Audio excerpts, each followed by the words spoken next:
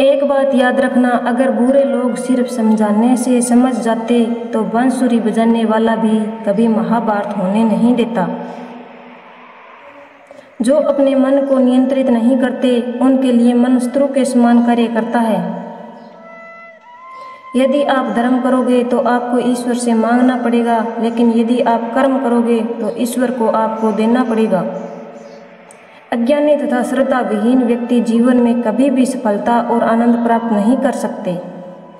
कर्मों से डरिए, ईश्वर से नहीं। ईश्वर तो माफ कर देता है, कर्म नहीं, ये अटल सत्य है। जैसे बछड़ा 100 गायों में अपनी माँ को ढूंढ लेता है, उसी प्रकार कर्म अपने कर्ता को ढूंढ ही लेता है, आज नहीं तो कल।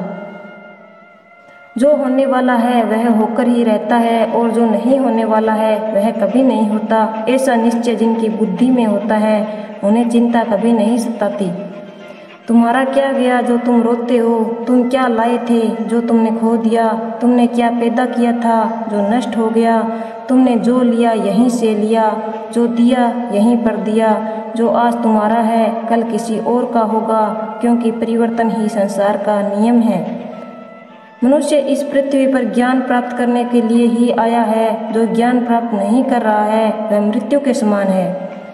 सही कर्म वह नहीं है जिसके परिणाम हमेशा सही हो, अपितु सही कर्म तो वह है जिसका उद्देश्य कभी गलत ना हो।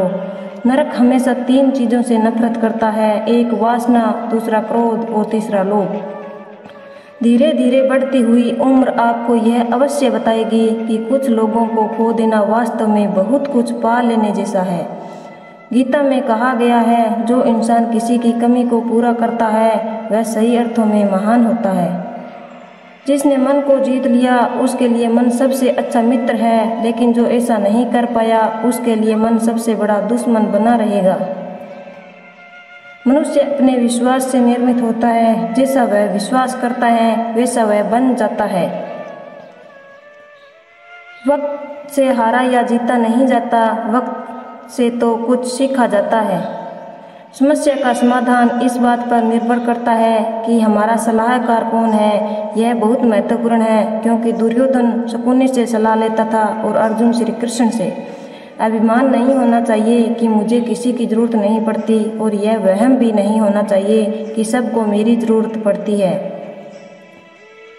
हृदय से जो दिया जा सकता है वह हाथों से नहीं, और मन से जो कहा जा सकता है वह शब्दों से नहीं। जब हम अपने मूल धर्म और ईश्वर को ध्यान में रखते हुए हर काम करते हैं तो केवल वास्तविक अर्थों में हमारा पुण्य पूरा हो सकता है।